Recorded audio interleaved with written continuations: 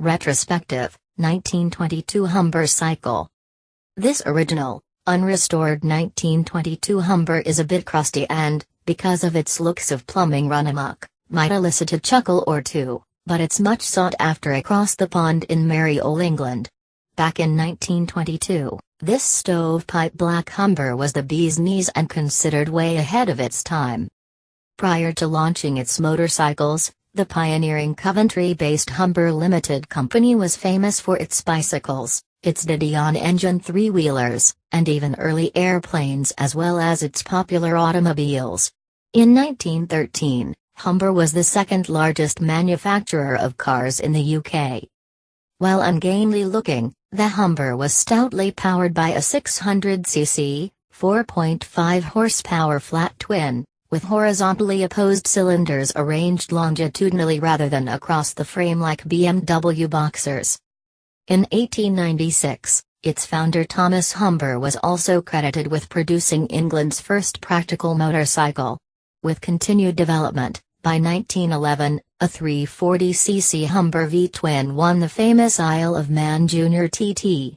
Later machines, as seen here, featured opposed side valve twins in a variety of displacements.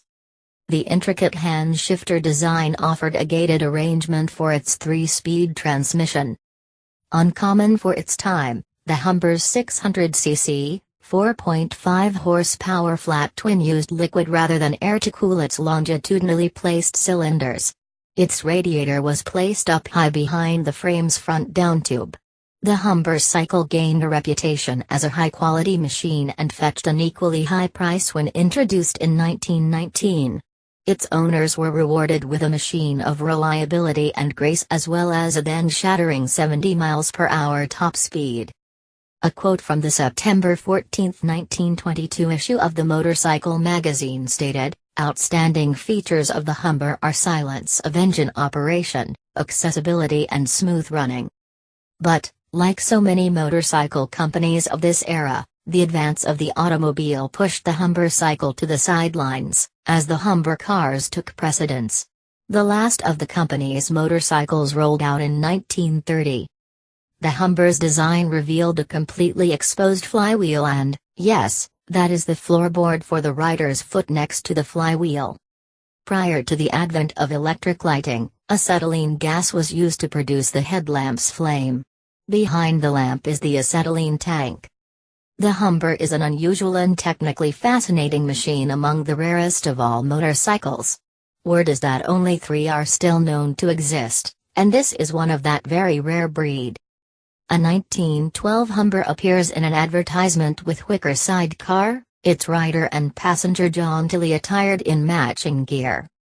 Photo appearing in the November 25, 1922 issue of the Illustrated London News. The machine shown here is minus lighting and with a front wheel pulley indicative of the interchangeability of the two rims. The 2.5 horsepower reference is to the lightweight single-cylinder Humber.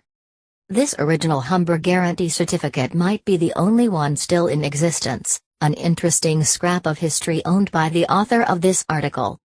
1922 Humber advertisement appearing in the Illustrated London News. The photo shows the larger displacement version producing 4.5 horsepower and combined with a Watsonian sidecar. Folded, today they are rare and much sought after machines. Below is the first in a 4-part series highlighting rare and historic motorcycles. Today's subject, the 1939 Scott Flying Squirrel. Penned by Motorcycle.com contributor Paul Garson, this series will examine the backstory of 4 of the world's most collectible motorcycles, what made each so special and why they are so highly sought after today. Unconventional excellence sums up the British-built Scott Flying Squirrel, and that goes far beyond its odd choice of name. Designed by two-stroke pioneer Alfred Angus Scott, the lightweight machines with their low center of gravity scored many records. Scott, an engineer, artist, and musician, is considered one of the most brilliant innovators in the history of motorcycling. He was a big fan of the two-stroke design and came up with a parallel twin version in 1901. By 1908 he had obtained the definitive patent, a liquid-cooled two-stroke twin fitted into a triangulated frame.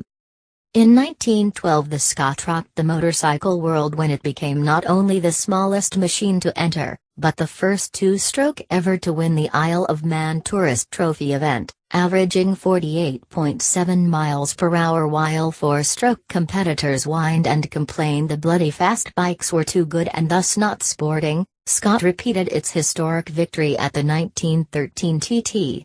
Sales soared as a result, prompting the building of a new factory at Shipley, Yorkshire, the small industrial town located in north-central England. The name Shipley now appeared on the tank logo. Scott left the motorcycle company in 1915 to pursue his interest in hybrid motorcycle designs. Scott, who amassed some 50 engineering patents, was also an ardent cave explorer. After one spelunking adventure, while driving home wearing wet clothing in an open three-wheel car of his design, he caught pneumonia and passed away. The date was July 1923. But his unique design lived on at the Scott Motorcycle Company, which had introduced the Squirrel in 1922. With its optional full-frame gas tank, a nod to the works racers of the day, the Super Squirrel was launched at the 1925 Olympia show, followed in 1926 by the Flying Squirrel. Subsequent improvements included the addition of a duplex frame, bigger brakes, and magneto power. By the 1930s, the Flying Squirrel took on more of a touring role, being further updated with detachable cylinder head, Brampton forks and a foot-change gearbox. Efforts were made to develop three-cylinder models but they came to naught. Production ceased during World War II and did not resume until 1946 with the relaunching of the Flying Squirrel. However, only a few years later, in 1950, the company ran aground financially. By 1956 there was renewed hope when Matt Holder bought the Scott rights. He added a new plunger rear suspension, twin front brakes and telescopic forks to the original design. However, the committed effort to revive the Scott brand faded away in the late 1960s.